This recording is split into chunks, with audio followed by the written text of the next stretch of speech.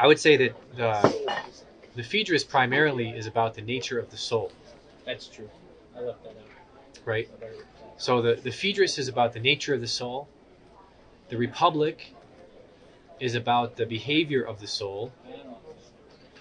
And the Phaedo is about the destiny of the soul. Say again. Republic is the behavior of the soul, and the Phaedo is the destiny of the soul. And you might say one of the questions of the Phaedo, or the Phaedrus, or the Phaedrus, is should we love speeches? Or should we love the acts of love?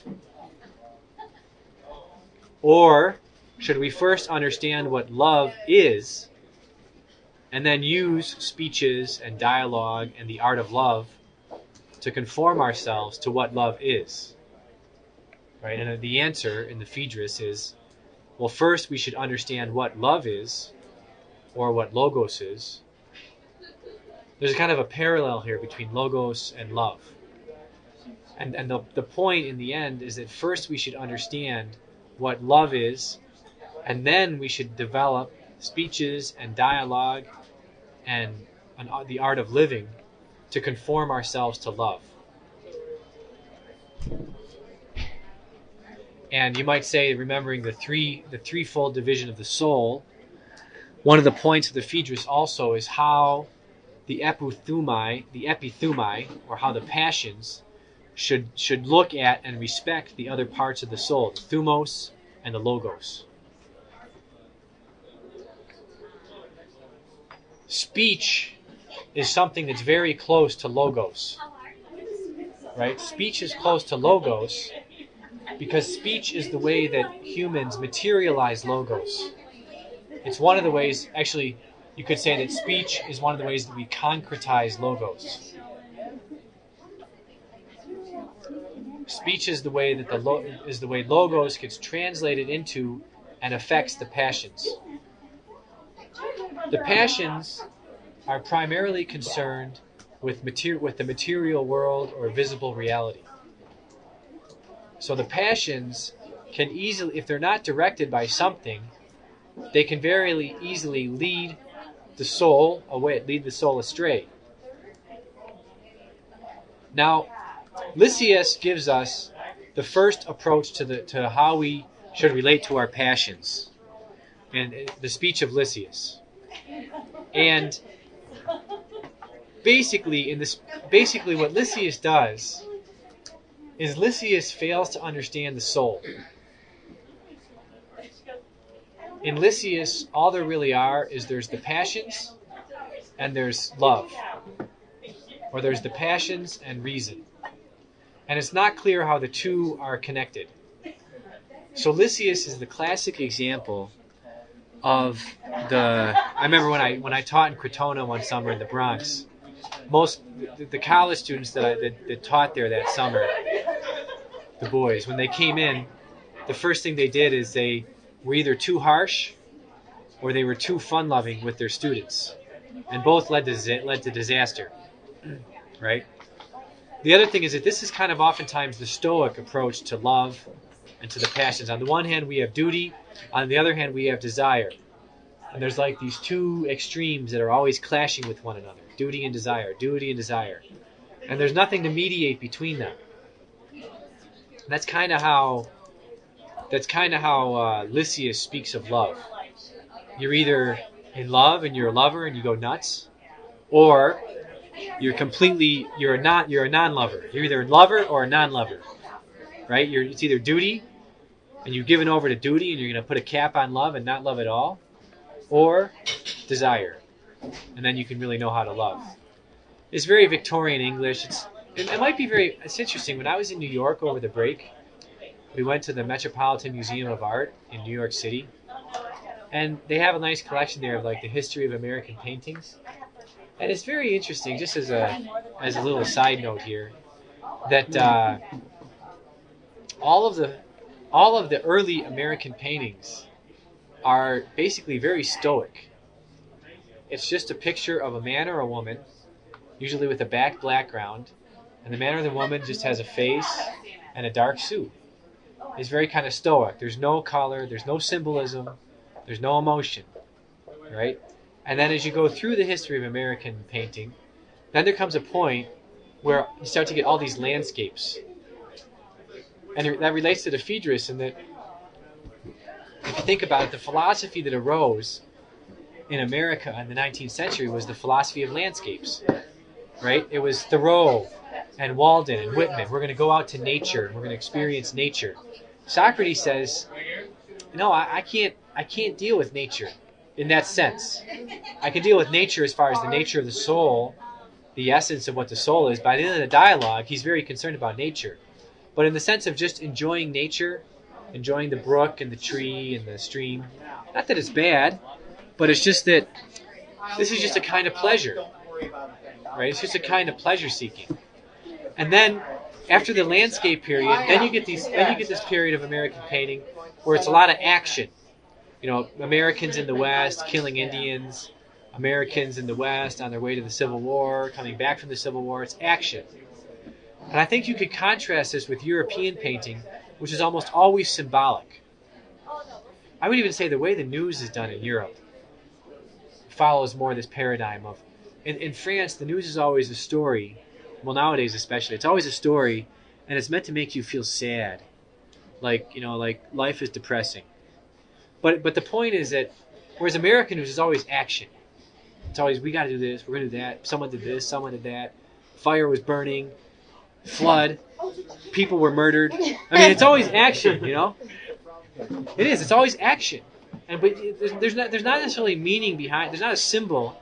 This isn't meant to symbol anything. I remember one time I was at home, and it's like the 3 times in my life where I've watched the news, and the first story was a train wreck, and then the second story was a fire, and I just said, oh, I mean, my roommates were all there, and I said, oh, the news, man, it's always the same: train wreck, fire. Next thing you know, there's going to be a bus colliding and, all sorts of people dying in a bus accident. And that was the next story. So, I mean, it's not funny. But the point is that in American painting, we go from the kind of the stoic, and then eventually in the 20th century, just the action becomes just all sorts of crazy action, whatever the desires might suggest to the painter. Well, in some sense, that's what we're talking about in the first speech. We go from stoic, complete control of the desires, no love. Also, it's interesting too, a lot of times in American relationships, when people get stoic, they get very indifferent to other people. Right? It's very much, I don't care what. This is a little funny little anecdote. Maybe it's not funny. And I, by the way, I'm not at all offended by what I'm about to say to you. But a couple weeks ago when I was sick, I sent out to my freshmen, I won't be in class today, I'm sick, right? Well, from all the Anglo students, I got emails because they were concerned about their grade, right? So, in other words, Professor Langan, I'm really concerned you weren't in class today, and I'm really concerned about my grade. Could you tell me about my grade? It's like, and then from all the, huh? Well, from all the, but then quizzes don't matter. But then it was interesting. From all the Hispanic students, I got I have 8 Hispanic students this semester. From all the Hispanic students, I got emails of affection. It was like, are you okay, Professor Lang? And I hope you're getting over your cold, whatever it is you have. I hope it's better. I can't wait to see you again on Wednesday in class. No, but it was very good. But that's interesting because it's a little difference in the culture. It's like when we got robbed. Brought up with love. Yeah. When we got robbed, when I was in Mexico a couple summers ago, I was with some high school students for a service project, and there was a group of Mexicans and a group of Americans. We went hiking in the mountains and we got robbed. And the group that got robbed, was a group of, it was like 2 or 3 Americans and 3 Mexicans who were kind of the group that kind of was the very, very the last in the line. They were the slackers. And, the whole thing, someone ran up, oh, the guys got robbed, oh, we got to go back and get them. Someone went back and get them. And it's very just kind of, it was like a classical moment, right? These moments are always very interesting. So the group of the 6 is coming up to us. all the American boys run up to their compatriots and they basically say, "What happened to your stuff? Where's your book bag? Right? Where's your stuff? What happened to your stuff?" And all the Mexican guys ran up to both the Mexicans and the Americans, and they basically went up to him and said, "Are you okay? Right? How are you? Are you okay?" Right? So the Americans it was all, "How's your stuff?" And then the Mexicans were all, "Well, how are you?" Right? But that's a little bit of the difference between the two cultures as they've emerged. I think our culture is a little bit more the culture of Lysias. Right? We emphasize very much either duty, or if we give up duty, it's free reign to desires.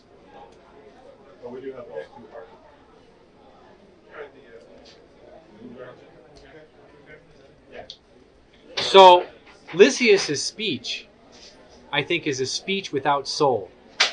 That's how I would entitle it. It's a speech without soul. In other words, it only understands the instincts of the person without looking at the immaterial aspect of the person. And those instincts are either for order, which is duty, or desire, which is instinct.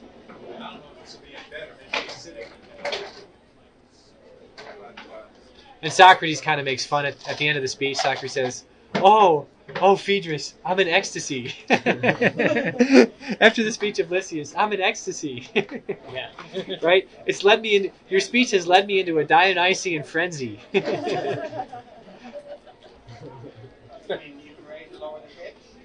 And then Socrates gives his first speech, which is more or less 237 to 242. Now, if we were to rewrite this speech for modern times, I would basically say this first speech is the classical relationship between a guy who is an angry, abusive guy and a young girl. And tell me if I'm wrong, but I think this is what he's describing here. In other words, Socrates' first speech is the speech of the passions, with no guidance by Thumos or Logos.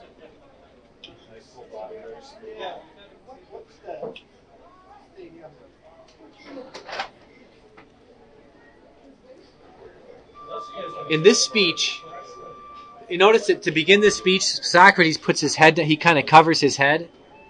I think that's a sign that reason is being covered up here. Reason is not given guidance, and even there's a hint at the end of the speech that the kind of rhythm he's using, the poetical rhythm he's using, is one that's appealing more to the passions. And as soon as he switches, the last line of the speech, he switches to more of a Homeric rhythm or a Homeric meter, which is more of a meter where the Thumos might control. As soon as he switches to that meter, he stops giving the speech. Right? So the first speech is the speech of the... And the thing is, I've seen relationships that are embodied, that I think embody this first speech. What happens? Reason is closed off. They let a music in which the passions predominate guide their relationship. Love as desire or pleasure is the judgment that determines all choices in the relationship. This kind of desire, this kind of desire, Plato associates with hubris or pride. And he says the ultimate end, this is fascinating, I think, because this, for those who have read Augustine or who have heard some of my lectures on Augustine, right?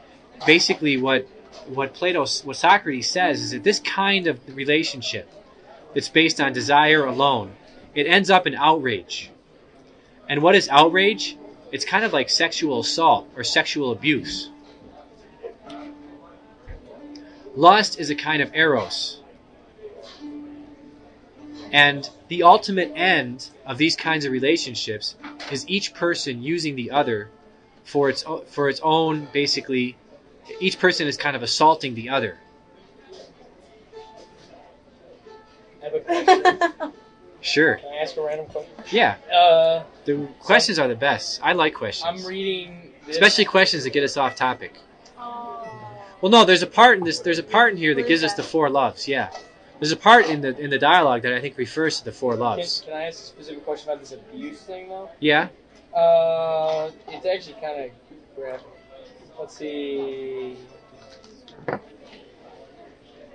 It has to do with man, where is it? It has to do with like this pagan sentiment of like domination. Yeah. And if that's okay. Right. Degree. Yeah. Okay, can you speak on that with relation to this sort of? Well, Socrates says the man who's ruled by this will start to use. I'm gonna use a more modern context here than what's in the dialogue. Right? The man who is ruled by pleasure will start to use the girl for what he pleases, for what pleases him. Eventually, he will take pleasure in any way that he can get it. And so he might even give up the girl to start seeking pleasure in other ways. He will try to make his lover weak and inferior to him so he can dominate over her. He will kind of try to be a kind of tyrant over the lover. He will keep her away from education and philosophy, right, so that he can use her for his desire. The lover will try to detach the girl from her family and from her close relatives, because this will make her dependent upon him. He will make her into a kind of slave to him. He will want her to be around him all day, always thinking of him, always obsessed with him, and he will also always be obsessed with her.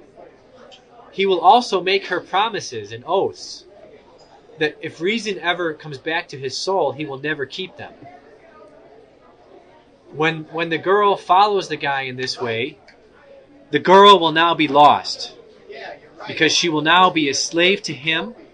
She will be dominated by him. He's given over to his passions, and because he's given over to his passions, he will seek to dominate her. So she will be his slave. And in her youth, rather than cultivating her soul, she will make herself basically a slave to him. And ultimately, Socrates says this kind of love is like a wolf loving a sheep. Right? He loves so as to be able to devour. And this is Dionysian love. This is the love that's pre-Socratic. This is pre-Socratic love. This is the kind of love that Nietzsche wants to go back to. Or the love that's in like pop culture song, like "Hungry Like a Wolf" or "I'm a Slave for You." Yeah. What is okay? Or how about "I Want to Take You for Granted"? About what's that song? I didn't expect to hear about Britney Spears. Pardon? I did not expect to hear about Britney Spears. Did she? Well, it all fits. It all fits. I'm Okay. a slave for you. So can we link how this, what I'm about to read, is okay, given what you just said? How what? How what I'm about to say, how C.S. Lewis argues that what I'm about to say is okay, given Right. what you just said. Right. It says, talking about intensity, this act can invite the man to an extreme, though short-lived masterfulness, to the dominance of a conqueror or captor, and the woman to a correspondingly extreme subjection and surrender. Hence the roughness, even fierceness of some erotic play, the, quote, lover's pinch which hurts and is desired. How should a sane couple think of this, or a Christian couple permit it? And he answers that with, I think it is harmless and wholesome on one condition. We must recognize that we have here to do with what I have called the pagan sacrament in sex. And he goes on to say that, like, the representatives of the male and female rather than as individuals when that happens. And I never understood that. And it seems to, it seems to kind of relate to what you're saying. You know?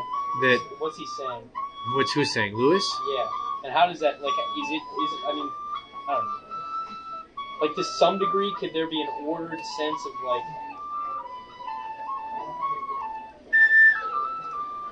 I mean, I don't want to sound sexist, but can there be an ordered sense of, like one being a captor and one being, more or less, you know what I'm saying, like the submissive versus like Well, I wouldn't. The thing is, though, I think I wouldn't say it like that, but you kind of. You see what I'm saying? Yeah, but I think in this speech though it's clear that this is the example of a relationship based on instinct, where there's no order. Right? There's no order imposed by reason. But see, even that sort of... So, in other words, this whole relationship is wrong-headed from the beginning. This is the relationship this is the competition between the sexes. This is libido dominandi. This is how men and women relate to each other after original sin. Right? Well, I understand that, but can an element of this be ordered and acceptable in the context of an ordered... You know what I'm saying? Well, let's just wait and see. Okay. Let's do that. Let's just wait and see. Okay? In between the first speech and the second speech, there's a from 242, 243, there's kind of an interlude. And there's lots of hints in the interlude that the next speech is going to be about choice. And I would actually say choice. Choice is an aspect of Thumos. That's an essential feature of the second speech.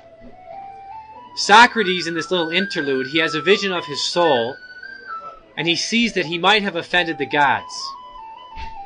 He fears that the way he described love was bad and disordered in the first speech, and that this would be a hateful way to envision love.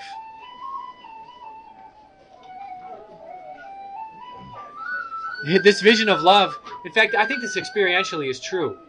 Once a man or a woman, especially I think women, once they realize they've been in these relationships which have been very abusive, it can leave them bitter about the whole prospect of love. I mean, I think for all of us that could be the case, right? Once we're in, and once we realize we've been used, or we think that we've used others in this way, it can lead us to basically think that, all love is like this, and it's just all not worth it anymore. At least I've known people who have had this experience. So Socrates says, love shouldn't leave us bitter. We have to defend love. And so the second speech is a way of trying to defend love.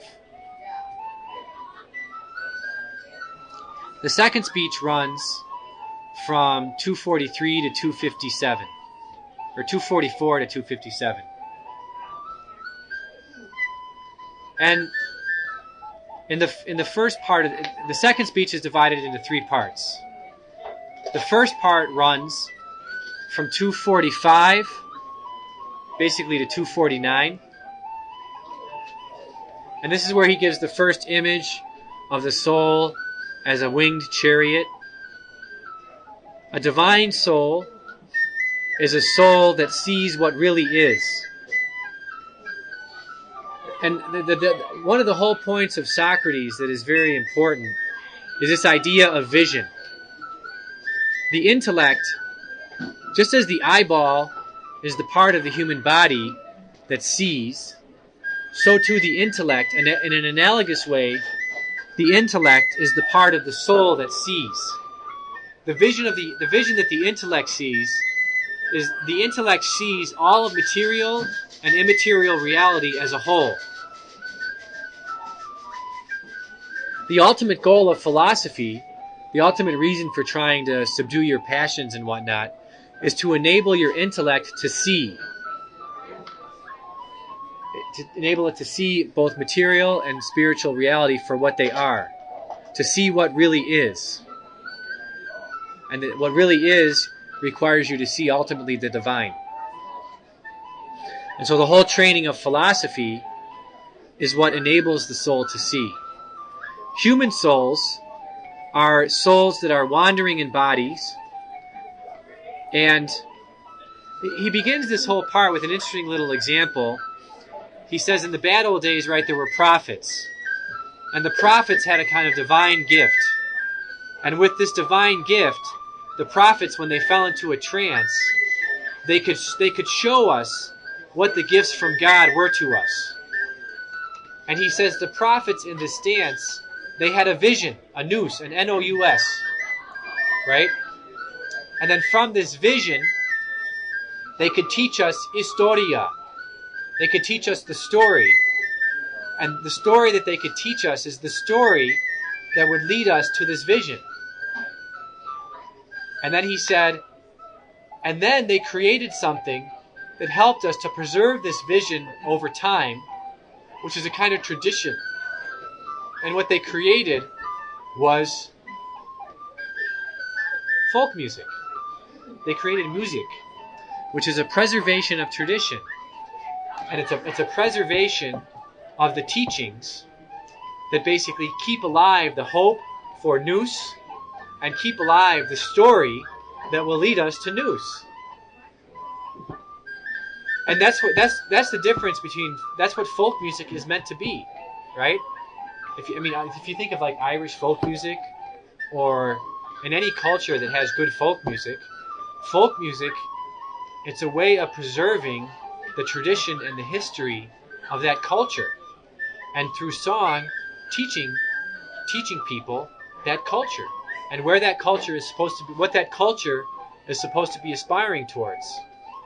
That's also why in the 30s, Pete Seeger in the 30s had this idea that we could, if you want to change American culture, the way to change American culture is by first changing the folk music. And so he set out to change the folk music. That's one of the reasons he promoted Bob Dylan, for example, was a way of changing the folk music. I never really got into him much when I was in high school and college, though I would say for me personally, the jury is still out on Bob Dylan. Okay. And I haven't set out to attack him yet. Your sense of humor is very similar to his sense of humor, I think. But I don't know him that well enough to know. Okay. You mean Bob Zimmerman also, Well, yeah. One thing. right? It's not split hair for words. So, too. also another little fascinating thing is he starts to give in this first part of the second speech, he starts to give the argument that eventually Aristotle will transform into the argument for the proof for the existence of God, the unmoved mover, right? He speaks about how every soul must be a moved mover, or a self-moved mover, because every soul is a self-moved mover. It must be immortal, because the only things that can truly be immortal are the things that can move themselves, right? So I don't want to go into that here, but eventually Aristotle will turn this into his proof for the existence of God. That God has to be all souls are self-moved movers. God must be an unmoved mover. Now, can you play that faster? And Aristotle develops all different sorts of logical arguments why there must be an unmoved mover. What were you playing along?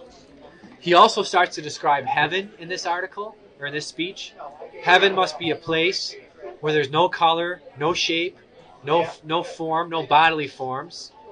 But it also must be a place which is true, in which there is true knowledge, where we can see, where our soul can see what things are.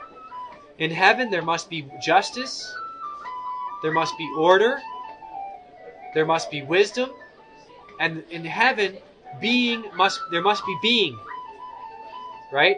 And in heaven the soul can see what really is. And in heaven, the soul can see the true order of things, the true order of being. Okay, later on, I think Aristotle, Augustine, and Aquinas, they will develop this into the eternal law. Right? The eternal law is the inherent order in things. It's the inherent order in all things, from God to the angels, to heaven and earth, to justice and wisdom. Right? That's the eternal law. When the way that souls leave opinion is they leave opinion by starting to train themselves to see the eternal order in things. They do this by leaving their bodies. When souls become ignorant, they fall to earth, and they start basically being ruled by opinion. So a soul that's on earth, that's in a body, what it has is choice. Its choice is to continue. When a soul is united to a body, it has descended. And its choice is to continue descending lower, to become like the animals, or to try to train itself to return to God. And that's what choice is. Do I choose to descend lower and become like the animals? Or do I choose to ascend to God? To be with what, in other words, do I choose to stay asleep, rolling around in the world of opinions? Or do I choose to wake up and sprout my wings so that I can fly to God and what is, and to see and understand the eternal order of things?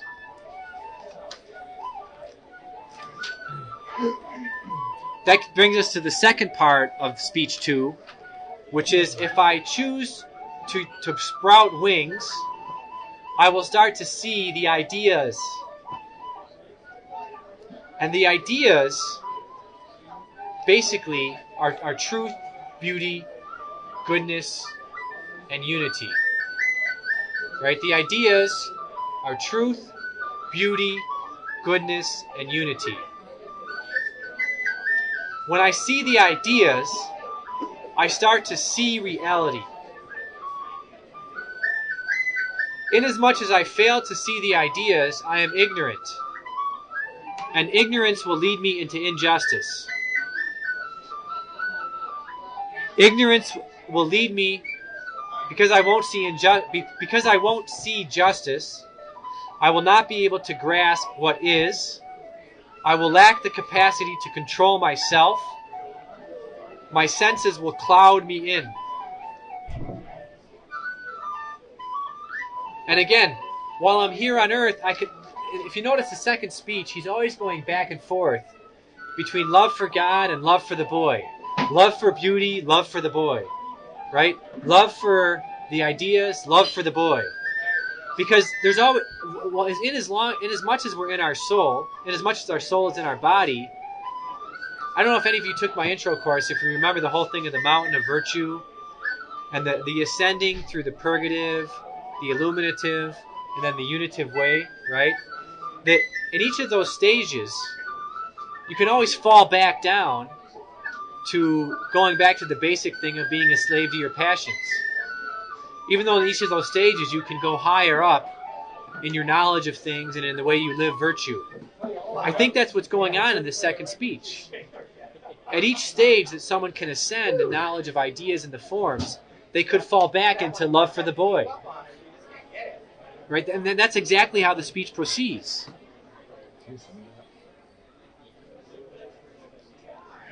What Socrates says is that, right, the ultimate goal is to seek a vision of pure light. The ultimate goal is to seek a kind of vision of pure light. It's a kind of vision that brings true joy and true happiness with it. Again, Aristotle and Augustine and Aquinas later on will say, this is the ultimate end. This is what we're striving to see. And we can come to see it by both living virtue and also by training our intellects. I think many even supposed good modern philosophers, like even many modern classical realists, they limit philosophy and even ethics to seeing the good, but they don't live it. I think one of the hardest things for anybody to do, and I count myself in this number, but I also include all academics. I see this in people in my family. I see this with drug addicts and alcoholics. The hardest thing to do is to truly commit to try to live the life of virtue. It requires a real act of the will. I mean, in other words, to commit yourself to say, I am going to set out to seek the vision of pure light. And I'm not going to be satisfied by anything that takes me away from that pursuit. Socrates says if we don't set out for that vision, right? If we don't set out for the vision of true beauty that comes from seeing the true light, then we will seek satisfaction in other things. We will seek it in pleasure. We will seek it with the beasts. We will seek it in vice. We will seek it in unnatural ways. We will lack shame in the way we seek these things. He says when we set out to seek the true light, we're setting out to seek God. And he reverts to the singular here, ironically, or interestingly. he reverts to the singular, God. He says when we first set out to seek God, it will be out of fear. It could be that we do it out of fear, right? We just fear getting hurt, or we fear the punishment, or we fear becoming like an animal. But over time, we will seek God not out of fear, but out of reverence or respect. Last Friday, I had a quiz. You all know that. And the question was, what are the things that we could pursue, but that might not be the ultimate end? And rock and roll. Yeah, but also goods of the body, even goods of the soul are things we could pursue that might not be they might be good. Friendship. They might be good, and they're very good, and they're things we should and can pursue, but they might not lead us to the ultimate end. So this one girl, she put down respect. No, I'm sorry. This one guy put down respect. But the girl that was checking it, she raised her hand and she says, "Hey, professor, what about respect? Does that count?" And I said, "Well, only if you could sing it." So she sang it. She sang it for the guy. And then the guy got a point. So wasn't that nice? Yeah, do you see that still happening in your classes? People, Oh yeah. In fact, it's very funny today. John Alfano told me to tell you hello. Oh, thank you. Tell him hello back when you see him. I will. There's this guy and this girl that last week they teamed up for a little presentation in class, and today they weren't. The two of them were not in class. So I think there's a little relationship brewing here. That's my personal opinion. Wait, is it a stoic or? But you can listen. I don't know. I don't want to get into that. He also says, just recalling us to one of the first things you all would have seen on the board one day in class. He says, at first, this pursuit of God will be very painful. Right? To learn, you have to suffer. But he then says, but eventually, you will find joy in this. Right? And then he says, but of course, once you're seeking the beauty, you can always turn away from it and go back to the boy again. Right? That's probably the only thing, not the only thing, the most memorable thing I have in your whole class. Oh, really? Like, pathos, right. To learn, you have to suffer. Yeah. I was so scared. But now, what's that like? I mean, yeah, actually, I'd like to know, what is it like on the first day of class? Oh, when my hands almost fell off. To have your professor and I couldn't spell Alcibiades, and I was like, No, I have notes. I have my now why? reactions. But why? Why? Tell me Reactions why. in my I notes. want to know why. because you come What's in and going you're on in your standing mind? there and you're This would be like at the end of a football game. You What come was- in and you're standing there against the podium and you're like, pathos, mouthos, and you're just like so calm and you don't move at all and you're so just mellow and then you're just sitting there because you're so scared and you're writing No, after the first, that would be the hardest class of our. God. Yeah, the logic test. The first one when everyone had like a 2 or 3 out of 7. Oh, I got a 2 or 3 out of 7 the whole time. Oh All yeah. right, let's see what we I get. got better though. I got better. Maybe. I type my reactions to Okay, lectures. here we go. We'll see what we have here. That's awesome. Here we go. Here's the reaction to the lectures. Oh man, I got the wrong one. All right, here we go. I was The first one. I was ready to come back from fall break and there's like a lot less people in the class than when it started. I think in your class there wasn't that many fewer. It was just 3 or 4 fewer. Really? Yeah. I remember there were a few times like half of it like, oh, I felt like a quiz, so I dropped it. Yeah, I remember my midterm report, it was like all A's and then like a C- in philosophy. And my mom was like, I thought you liked that class. And I was like, I do, but I don't like it right now. This is tremendous. Mystery. We can know, like, the first day, you threw Alcibiades at us. You threw the trusting a teacher. You have to trust a teacher. Right? You threw the definition of Popping on mystery the at us. the bubble arrested adolescents. Why did Alcibiades Get involved, fall? but not too involved. Yeah, why did Alcibiades fall? The relationship between knowing and living, and both are important things in philosophy. What you need to do, wait. Philosophy is To learning the learn, truth one and must loving the truth. suffer. You have to, because you have to undo your habits, which yield suffering. You have to keep up hope in the face of mystery. But what's your reaction? Well, we just want to know your reaction. Oh, dang. I know what I say on the first I day. said that Spartans could pwn Alcibiades. Man, I don't have any. Oh, I must have not. No reaction. Okay, anyway. The second This is part, tremendous. the second part of the second speech ends with Socrates saying, we have a choice. Right? Our choice is either to seek to love the highest and actually to follow custom and to follow the reasons and the practice that leads us to the divine, or we seek the boy. The boy. Right? But we mask it by saying that the boy loves God in the same way that we do. Now, the third part of the second speech, Wait, I said there are 2 parts of the second speech. there's 3 parts to the second speech. There's always 3 parts. He goes further into the nature of the lover, the nature of the loved one, and then basically how to train the soul.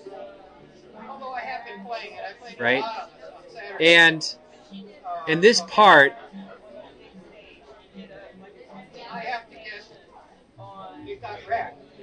he's basically laying out how the soul, he's basically giving us the structure of the soul, And I had to rebuild the legs. and how ultimately the intellect and the will, or the intellect and the thumos, they have to exercise a kind of dominion over the unruly passions, which are represented by the black horse, so that the 2 horses together, which are the passions, they can lead the soul to what is to the divine. What numbers are those in the third part? The second speech ends, the third part of the second speech. The third part of the second speech is a bit more or less 253 to 257.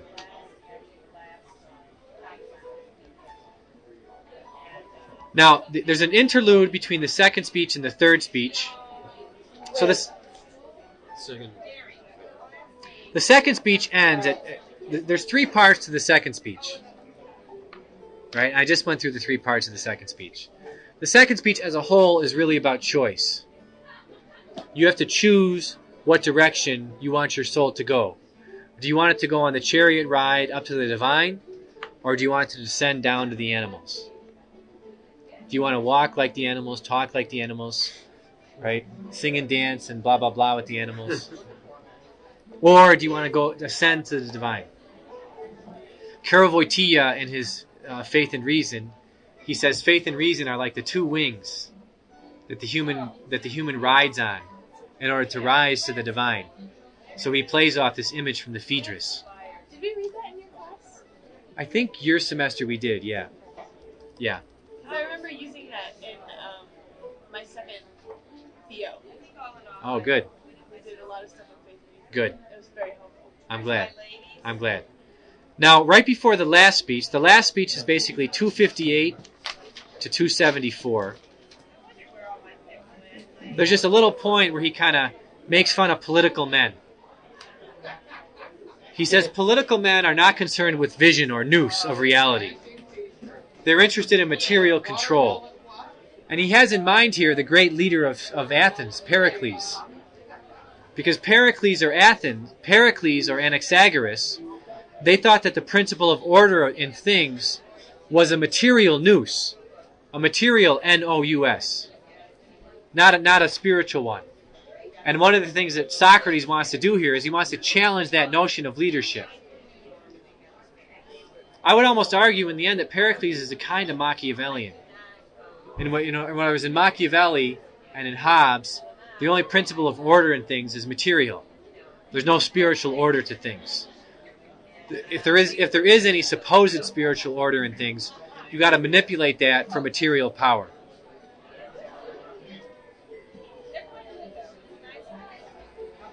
The point of the third speech is kind of a dialogue, right, from 258 to 274. And Socrates is basically saying that the sophists or academics, they are people that give speeches or that write either to give pleasure or to get power for themselves. And ultimately, what Socrates wants to argue is that first we need to discover the truth. The true rhetoric or true speech giving is speech that seeks the truth. Sophistry is a kind of speech or rhetoric in which an ideology, or it's an ideology, let's say, that uses the truth as a cover for teaching something else. It feigns respect for the truth, but what it's really interested in, it could be partying, right? It could be the student that goes to a Catholic school so that their parents think that he's going to a Catholic school, but he parties just like the worst of them. Birthday song. Birthday song. Whose birthday? Oh, on the piano. Wait, your husband will always be your youngest child. Okay, now that the birthday song is over here. So basically the truth, a sophist or an ideologue will always use the truth as a cover for advancing some agenda or some power agenda. So, a capitalist will use truth as promoting making money. A Freudian will use truth as a way of promoting sexual liberation, right? And ultimately, what any ideology will do, it will lead to disorder in the family and disorder in society.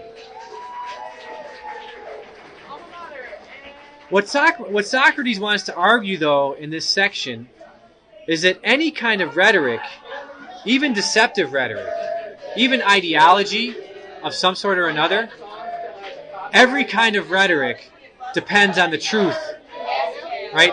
Even those who lie and deceive depend on a knowledge of what is so that they can lie and deceive.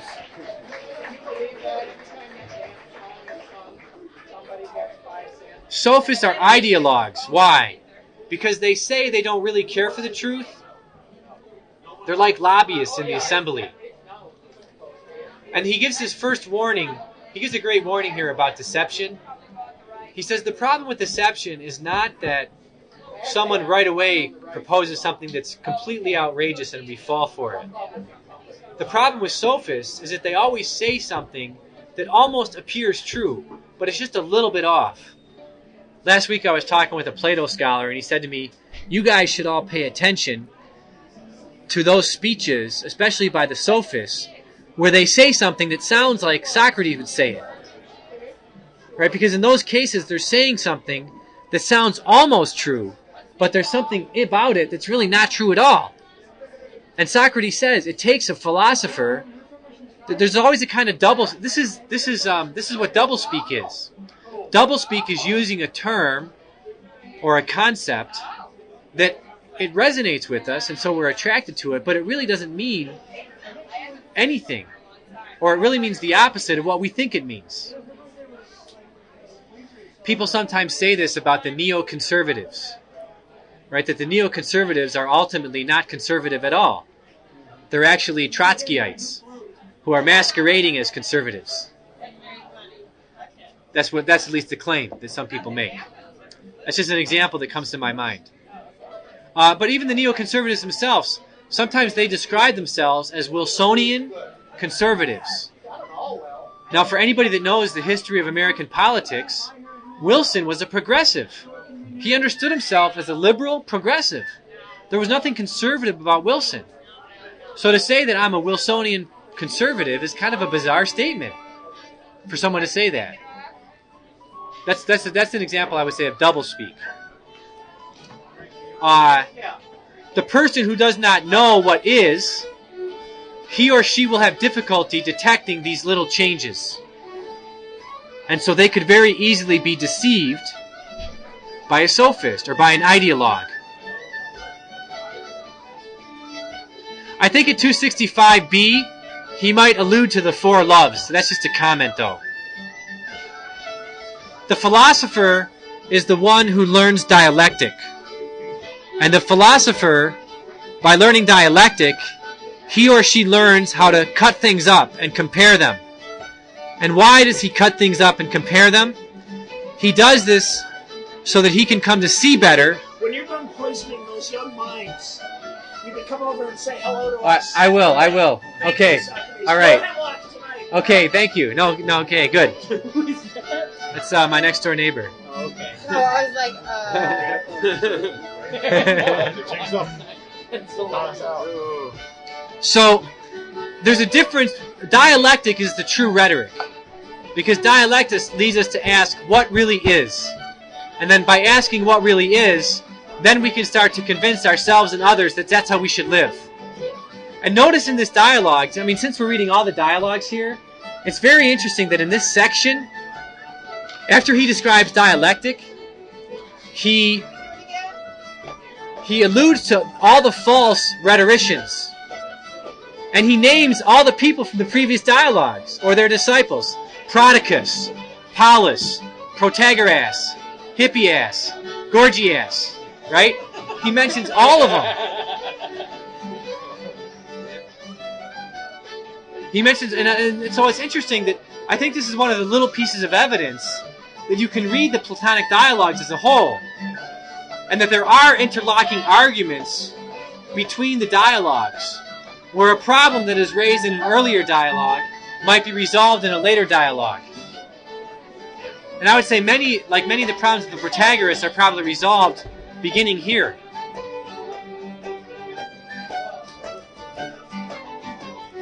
So in the end, he would also put, in this group of sophists,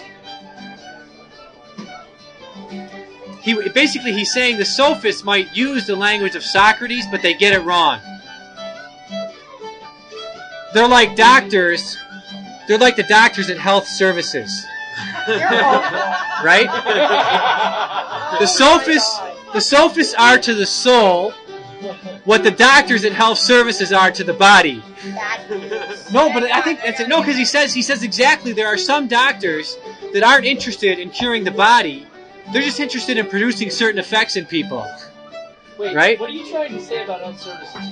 Something I gotta watch out for? Well, the first time, no matter what you go to health, at least when I was a graduate student, the first time I went to health services for anything, they would give me Tylenol and say, go home and take Tylenol and come back in 2 days if there's a problem. No, I've had a cough for 2 weeks. I went to health services, and they said, you have a cough. Take Dayquil. oh, you wanna know what they did to my friend? My friend had kidney stones, and I knew she had kidney stones because I knew that the symptoms for a kidney stone. And she went to health services, and they gave her some weird stuff for she gave her Pepto-Bismol or something ridiculous. And then 3 weeks later, she was in the emergency room. Right. These are classical stories. Of course they did it. Yeah. No, these are classic stories. But I think that's exactly what Socrates is saying. Why do we have these? There are some. You know why? Because I don't know why. They have rent-a-cops. They are. It's because they don't make a lot of money. They're not the best doctors, and they don't get paid the way other. His dad's a doctor. His dad was. It no longer is. His mom's It's funny. His dad was always the doctor I would request, because he was always the most nonsensical. I mean, he basically would say, "Well, I don't think you got a problem, or I think you do," but he was very honest about it. That's why I would always request his dad. But his dad's no longer a doctor there. Oh yeah. So the sophist, and he includes Pericles as one of the sophists here, and that's a very interesting historical commentary. I think in part no one really has ever done it, but it would be very interesting to do a story or a research project on Plato's philosophy of history, especially how his dialogues could be read as a commentary on the Peloponnesian War. But that's way beyond what I'm trying to teach you here. I think, though, what he's saying is that, just very briefly, my hypothesis or hunch would be that he's critical of Pericles. That Pericles got them into the war unnecessarily. And he made them think that they could basically keep the empire, when in fact they should have never set out for the empire in the first place. So I think Socrates, or Plato, is subtly very critical of Pericles.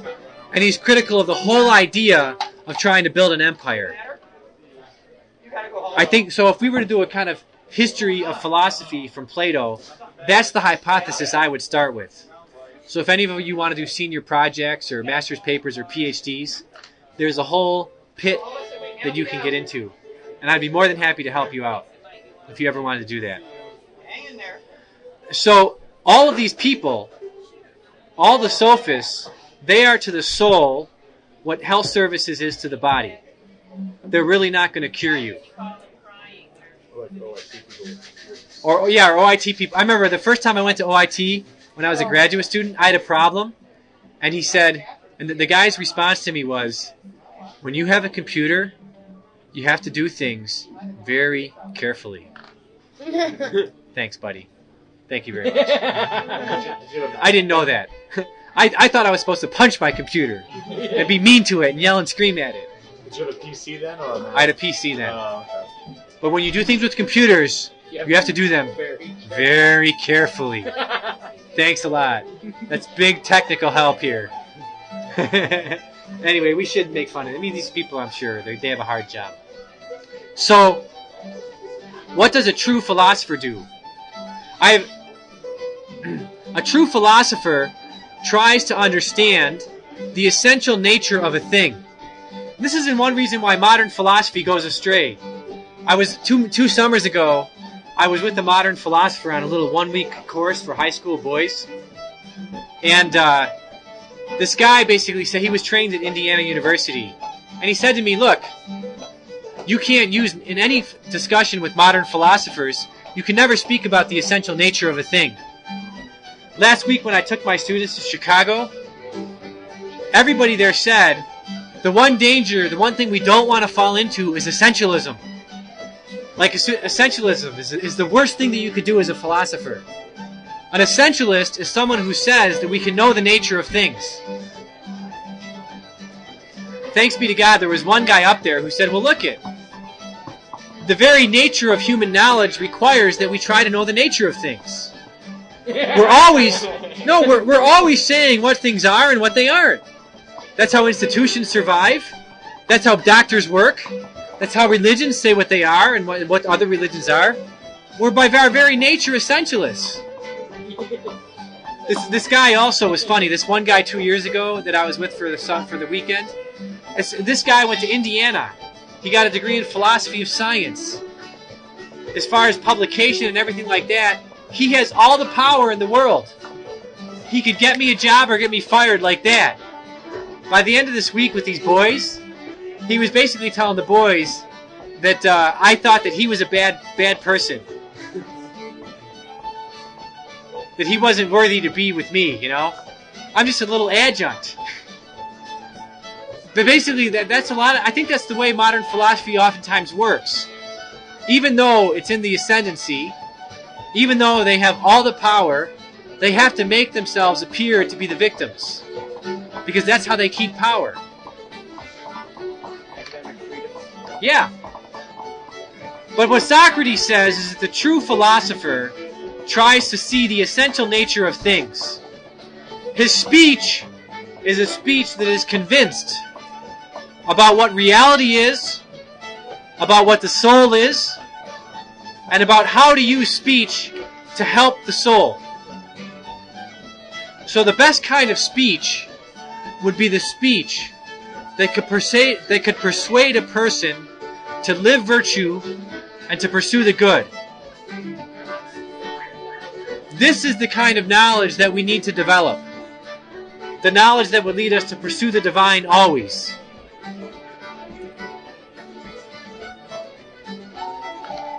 Any other kind of knowledge is going to be a knowledge that limits itself to appearances, or that limits itself to appealing to the crowd. This begins at 272D. By the way, I think the argument at 272D, that's the argument of a famous contemporary ethicist named Richard Rorty, who basically argues that our disputes with people, we can never resolve them. All we can do is learn how to speak to the crowd. Right? But we can never get to the truth of things. But what Socrates argues in the end is what I already said. In order, even if you want to deceive people, even if you're trying to appeal to the crowd, to deceive them, to win them over to your side, even there, you have to implicitly know what the truth is. Right? Because implicitly you have to say, I know what the truth is because I know how to deceive people, even if you don't admit it. Now, towards the very end of the speech,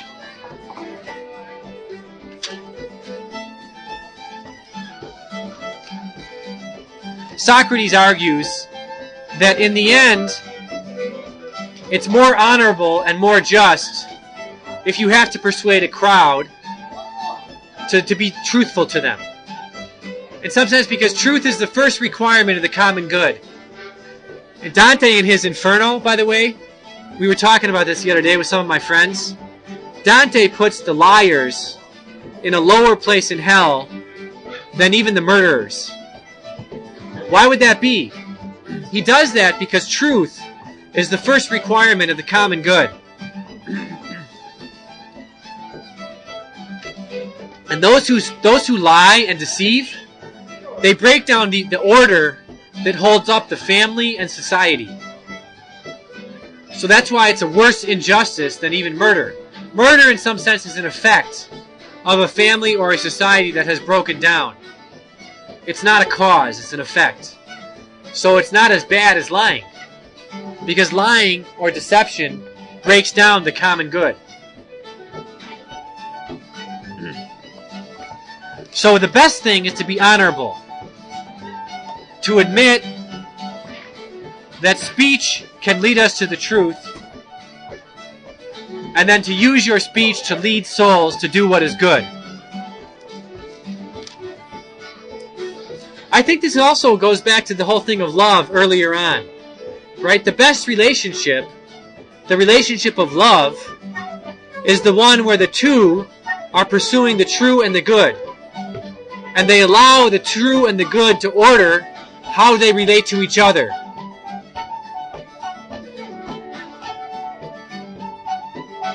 Now the last part of the dialogue is about writing. And what's interesting, he has a fear about writing.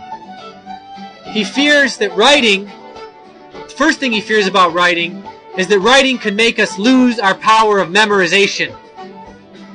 That a culture without writing really develops, and memory is the first part of the intellect. Right? So writing might make us lose out on developing a very important part of our intellect. Secondly, memorization, when we don't have writing, secondly, when we have writing, we don't remember things. And when we don't remember things, we oftentimes fail to interiorize them. So writing could become an obstacle to really trying to chew on things and interiorize them deep into our soul. Third, writing could lead us to a mistake. Writing could lead us to think that truth is in the written text and not in the reality of things. Right? Ultimately, truth is not in the written text. Sometimes people will say to me, "Oh, it's fascinating, Professor Langen, when I'm in the same class as you and someone else, to see how you interpret it one way and someone else interprets it another way." Well, in some sense, that could be true, right? That two people could interpret it a different way.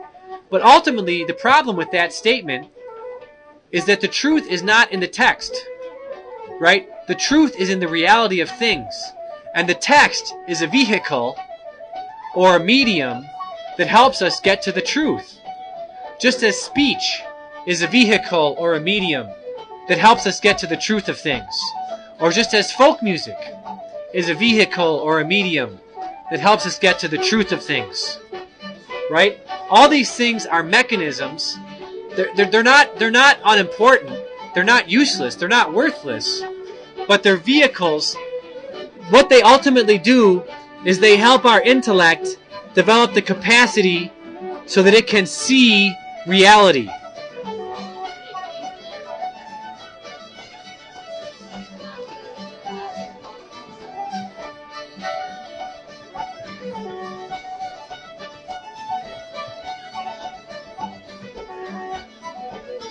So the real just man, he sees speech or writing not as something that just to please him or entertain him, not as something that's just like a competition among rabbis as to who can come up with the best interpretation of the text. So, but speech or writing is ultimately, it's something that he uses to help virtue grow in his soul and to help teach how others can grow in virtue. Ultimately, the written law should help us understand the unwritten law or the divine law or the eternal law, right? Ultimately, whatever is written down or spoken, it's like a sign. It's a material instantiation of reason that's a bridge for us between material reality and immaterial and the understanding of reality in all of its aspects. The philosopher or the true lover or the true lover of wisdom, he sees that the written text or speech enables him to start to learn how to truly love the other or how to truly love the divine. In other words, the written text or speech helps him to see the true order of things. And the true order of things is that, you might say, on the top of the mountain is God, or the divine. And that the soul ultimately should be subordinated to the divine. And that the soul and the body together should be subordinated to the soul. And that the true riches of the soul is not money, but is wisdom. And the soul that is truly wise will be able to subordinate money and pleasure and power to itself, in the sense that it will subordinate all material things or all external goods to the goods of the soul. And the soul in turn will be subordinated to God. And the soul, therefore, will have a kind of harmony between itself and the created order of things, and between itself and material things. And so you might say there is a kind of ecology of the soul. But the true ecology of the soul is not liberation ecology or liberation theology, which is just an ecology of economics, and sea otters in the ocean and whales and things like that, and in rainforests. The true ecology is the ecology between God, the soul, and then the rest of the human beings in the city. That's what Socrates would say. And on that, I want to end with the story, and it's the story of the Exxon Valdez.